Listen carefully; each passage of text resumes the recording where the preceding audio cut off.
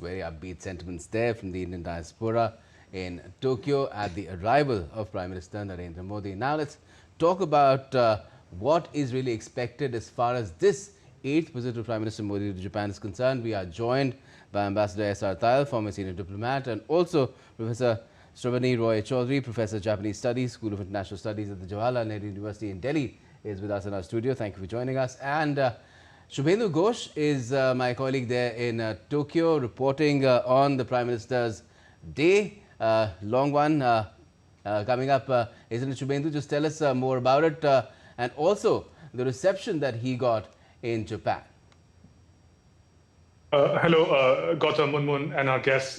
Yes, in a short while from now, in fact, we are on standby for that very important economic meet to begin, where the captains of the industries from both Indian and Japanese companies are gathering together. It's a big event. Prime Minister Narendra Modi and his Japanese counterpart Shigeru Ishiba are expected to address this event, put forth their view. Remember, economy, trade engagements form the bedrock of the relationship between Japan and India. Of course, the volume, the expectation is that the overall trade volume could be much higher. The deficits could be competitive for both the countries. And there are areas, of course, of engagement that are in focus. We've been talking about emerging technologies such as semiconductor manufacturing. That is of particular focus. But we're also learning that defense technology, given that India and Japan are very close, a strategic partnership, and both countries, in fact, if you look at the respective domestic developments, there has been an emphasis to move towards indigenous development of defense technology. Large-scale manufacturing also come up as potential exporters of defense technology. That also appears to be an important issue on agenda. We'll have to see the manner in which it is articulated by the leaders, especially when they speak to the industry captains in just a short while from now. Talking about the reception, a very special one. All Japanese, in fact, I learned, all Japanese performers, Japanese origin performers, performing Indian arts and dances, from Gayatri Mantra to different dance forms, Bharatnatyam, Odishi. And these are also artists who've learned this craft over the years. Many have spent time in Banaras, in Rajasthan, and really picked up these cultural and linguistic nuances, not through a classroom, but actual lived experience. So in that sense, it symbolizes a kind of comfort, warmth, and friendship that exists between the peoples of India and Japan. And that is from where stems the potential. Yes, it's a very close understanding and connection that is there between the people of both the countries. And referring to Varanasi, I remember one of the annual summits was held there after Ahmedabad. So much focus on cities outside the national capitals, both in India as well as Japan. Let's go to Ambassador Tayal now. Ambassador, what's your sense? Are we going to see the beginning of a new phase in this relationship, which has already moved from strength to strength in the past 25 years, particularly in the last 11? I think it will be another milestone in this long journey of India-Japan friendship, India-Japan cooperation, collaboration, Japan's participation in India's development through its ODA, their investments in our private sector, Japanese companies coming here. But I'd like to start with what our Foreign Secretary said yesterday while briefing about the Honorable Prime Minister's visit, and that India and Japan share values, trust, and strategic outlook. I think he said a lot in these three sentences.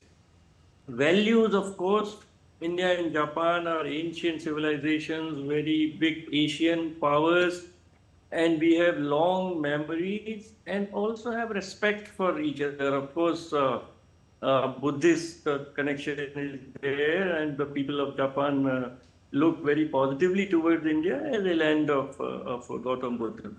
And so values of friendship, of trust, of cooperation, family, all of that is common, which perhaps may be slightly different from Western civilizations. And then the use of the word trust is extremely important in the prevailing circumstances and situation globally and particularly for our country, where some long held relationships have been shaken up, and India has to have another look on all our strategic partnerships. We have strategic partnerships with 30 odd countries, but is it merely a word, or there is something more than that? And with Japan, one can say with great confidence that if there is a special strategic and global partnership with Japan, then both people of Japan can trust India and people of India can trust Japan, that neither country will ever do anything to harm the interests of the other country for their short-term gains, for their selfish, as Prime Minister very eloquently said 2 days back, that every country is just looking after its own self-interest, and they have forgotten all the wider, larger objectives and assurances, etc. So on that score, I think India and Japan are on a different footing. Okay. And there is a lot of background to it. Of course, Buddhist connection is there. Then how Japan supported Azad Hind Fauj and Netaji Subhash Chandra Bose, who has now got his rightful place in India's history, where he was perhaps ignored a little bit, perhaps earlier. But now in India Gate, we have his statue. And then if you go to Japan, the way Justice Radha Vinod Pal in that Nuremberg trials gave a dissenting judgment. And he said that if Americans also kill so many Japanese by dropping 2 atomic bombs, so they are also liable for war. So there are lots of instances and a lot of history that the people of Japan, government of Japan, leaders of Japan have a very favorable view of India. Okay. And similarly, India has a very favorable view of Japan. Right. And of course, strategic outlook now because of China, etc. And he's a shared Yes. strategic I outlook. wanted to flesh that out a little further and bring in Professor Roy Chaudhary on it as well. As Ambassador Tayal was mentioning, Professor Roy Chaudhary, India and Japan, 2 Asian democracies, were already facing the Chinese challenge, and they were responding to it bilaterally as well as multilaterally through a grouping like Quad. Now thrown into the mix is a fresh challenge of protectionism from an unexpected quarter of the United States, from President Trump's. So do you think that perhaps both these challenges will be addressed substantially this time around when Prime Minister Modi is in Tokyo? I definitely think so, that this would definitely be in the agenda, because trade economy is fundamentally the largest pillar on which Japan and India collaborates. We do have an ODA vertical within the economic connections, because Japan is giving us this time as a promise of 68 billion USD to India. It's already promised. Moreover, if you look at it, there was a delegation that was supposed to go from Japan to USA on the tariff negotiations. That delegation did not go to US. It got cancelled. So that got cancelled. There seems to be a kind of a connecting the dot that probably Japan wants to have a heart-to-heart conversation with India to realize that if they can sort of work together towards increasing their economic partnership or collaborations such that they can avoid the tariff that US is imposing. However, if I look at the data set, there is not much that is common between what is being tariffed between Japan and USA and that of India and USA. The only section that India can really promote is the IT and IT enabled services, plus of course these days the 2 critical things that we are talking about, the semiconductor and critical minerals as well as critical technologies. I think this vertical will work. Vision 2025, which was inked in 2015 between the 2 countries, if you look at the set of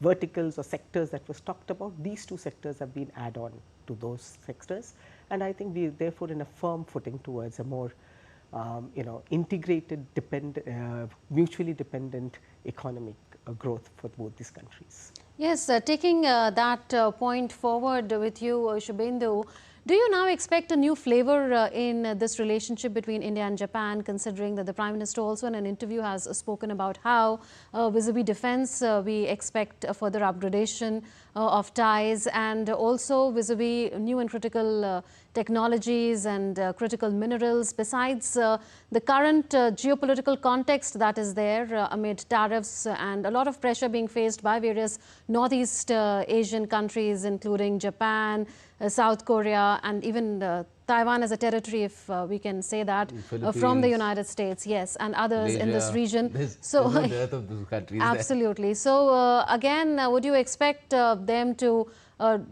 exchange views on this and also support each other on their core issues? Absolutely, Munmun. The areas that you mentioned, we have to understand that India and Japan already, as our guests were also sharing over the decades, time-tested partnership between the two countries. And the time really has come that their key concerns and their key aspirations are also transformed into robust partnership. And therefore, the critical technologies partnership, particularly in the semiconductors domain. Today, semiconductors, we know, are not just about a mobile phone or an auto vehicle, but everything from the smallest electronic gadget to a defense missile, semiconductors are put to use. And therefore, it is with great clarity that India and Japan are able to see that this partnership has great potential. We're talking about Japan's technical prowess, we're talking about India's scale and skilled workforce, the manner in which they can come together and provide an alternative to the traditional supply chains of critical technologies, semiconductors in particular. Defense, a similar area, as I was sharing, that there is a great convergence in the manner in which they approach the geopolitical concerns in the region.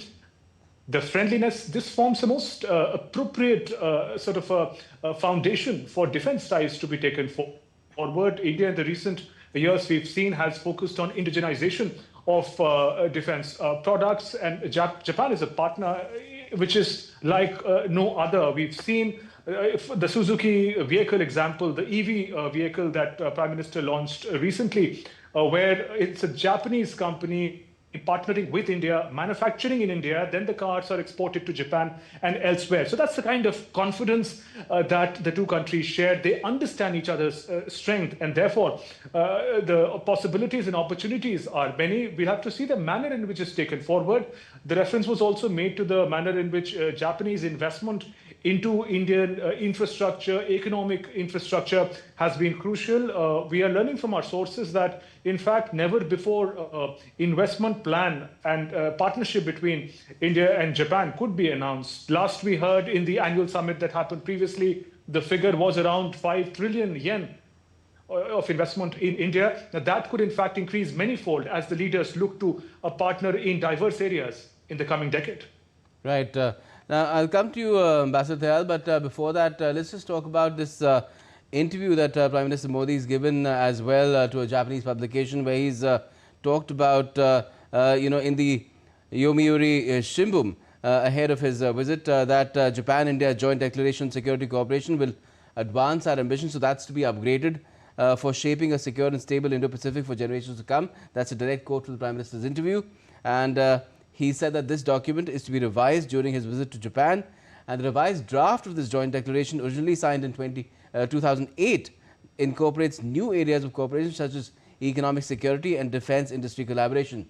Also, Japan and India plan to exchange the revised document during the meeting that will take place between Prime Minister Modi and Prime Minister Shigeru Ishiba later today itself.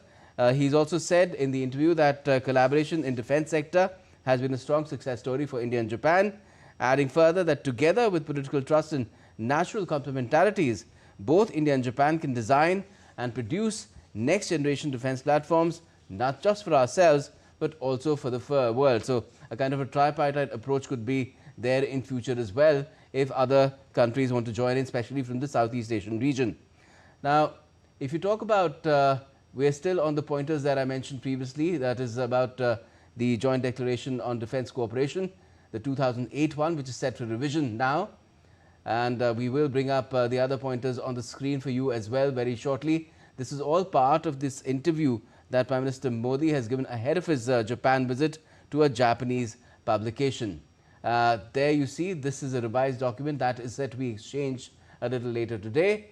And already the Prime Minister mentioned that defense sector collaboration has been a very strong, successful story for India and Japan, but there is much more to be explored there as well in terms of design and joint production, not just for Japan and India themselves, but also from third friendly countries. Now, Quad Alliance is to be expanded to cover maritime security, disaster relief and space cooperation. That's what the PM has also indicated in his interview. And he said that we can build a resilient and trusted semiconductor value chain. So, a lot of things really spelled out fairly indicatively in this interview. There's cooperation in chip sector, which will become a major pillar of the India-Japan partnership as well. And he's also described high-speed rail project as a flagship project between India and Japan, the one between Ahmedabad and Mumbai that is under development, likely to be commissioned in 2027 with the most modern Japanese Shinkansen train, the E10. Now, rail project will connect commercial hub, as I mentioned, Mumbai and Ahmedabad. He's also welcomed active participation by Japanese companies in high-speed rail network in the country. Absolutely. So let's take up these pointers for discussion. Ambassador Tayal, coming to you, particularly on the last announcement that we referred to on the bullet train project. Now, we know that the corridor, which is currently under construction, is an over 500-kilometer corridor, and Gautam also mentioned about the E10 Shinkansen trains that are being debuted simultaneously, I believe, in India and Japan. So that shows that we are really partners in this development journey in the real sense. But he has now put out a very strong ambition. He says that to have a 7,000-kilometer long network of high-speed rail in our country, he welcomes active participation by Japanese companies in this endeavor. So again, is this an example of how we are getting more ambitious with time when it comes to a cooperation, including infrastructure development? I would say that if we look back since the 1980s, Japanese companies have really helped in transportation sector in different ways, and there has been a quantum jump in the technologies available in India. We all remember Maruti Suzuki in 1982 and 83, and from 100% imported Suzuki, now it is 100% made in India. Then, of course, Delhi Metro. The first metro in India came with Japanese ODA assistance, with Japanese technical assistance, Japanese consultancy. And now you see how India is transformed, and everywhere there is metro, and it's very difficult to believe Delhi without metro. Then the DMIC and the Delhi-Mumbai Industrial Corridor, again, for having industrialization of India and rapid transport between industrial production centers, again, very visionary investments from Japan. And now the next step for this technological jump in our railways is the bullet train of Shinkansen, or now it is a learning process for India. It is a process of technology transfer, and now perhaps earlier some older technology was being given to India, but now Japan has agreed to give the latest technology for that, for the Mumbai-Ahmedabad sector. And as the Prime Minister has said, and as you mentioned, that maybe there will be 7,000 kilometers of this net. It will take time, but the point is that the technology in India, whether it was for motor cars, whether it was for metro, and now for high-speed trains, has come from Japan, and they have been generous in transferring of technology, and India has benefited by Japanese ODA as well as commercial investments in India's transportation sector. Right. If I could ask you, Professor Roy Chaudhary, clearly Japan seems to be raising its stakes on India through the years, and it's expected to do even more so this time around when Prime Minister Modi is there. And we've seen recently India and UK also signing a comprehensive economic partnership agreement. And around the world, we see a lot of these countries, especially developed ones, raising their stakes in India in contrast to what the US is doing. Why do you think that is happening? I think future of India seems to be resting on two important verticals for the OECD countries. One is that we are a larger populated country. Post-COVID, we've shown that we are doing fairly well with respect to our economy. We've been stable, political stability is there. So it is important for these countries to plug in with us. We have a strong relationship with Japan, rest of the countries looking at us. So I think to that extent, as it's been under discussion today, the trust factor with Japan is much more. Given that today most of Japan's statements with us has always seconded Modi's vision of, say, Make in India, Skill India. Even with respect to our bullet train, there's already a process of sending our supervisors or people who would be running these machines. Yes, even athletes for that matter. Yeah, so those are the factors that is contributing to this relationship, and such summit meets only brings to the forefront to the common people that kind of engagement that these two countries are having. So I presume that with the changing geopolitics, India will gain in strength with respect to the rest of the world, more so with Japan, because Japan needs a market. Japan needs Indian technological skill sets that is cheaper and more attuned towards world technology. Right, Shubhendu, coming to you now, we know that in a short while from now, we expect a meeting to take place of Prime Minister Narendra Modi with the captains of the Indian industry and Japanese industry. You referred to it. What are the new areas of cooperation that we are looking at? You've told us that there is likely to be a greater, stronger pledge from Japan to India, which will be the most ambitious yet of $10 trillion. We've already achieved the past target of 5 trillion Japanese yen, and 10 trillion Japanese yen, yes. So 5 trillion Japanese yen target has already been achieved in 2025. It was set for 2026. That shows that this relationship is moving fast, but if you look at the bilateral trade component, that's not much. It's at over $22 billion. So what can we expect in terms of the next phase of this economic partnership? There are two parts to it. One, we are talking to industry leaders from different sectors. Of course, in their respective domains, they spoke about more convergence, more opportunities to work together and cooperate and build together as far as India and Japan are concerned. But one common element that came up significantly that ma'am just mentioned was in the domain of people-to-people connect. All industry leaders think that there is a huge potential for more convergence as far as skilled workforce and Japan's technology and investments are concerned. We look at the demographic realities of the two countries. They're quite stark, they're quite different. India, the demographic advantage that we talk about, we have a huge pool of young, skilled people, and that's an ongoing process that is available for industry to utilize, whether it is in India or abroad, in this case in Japan.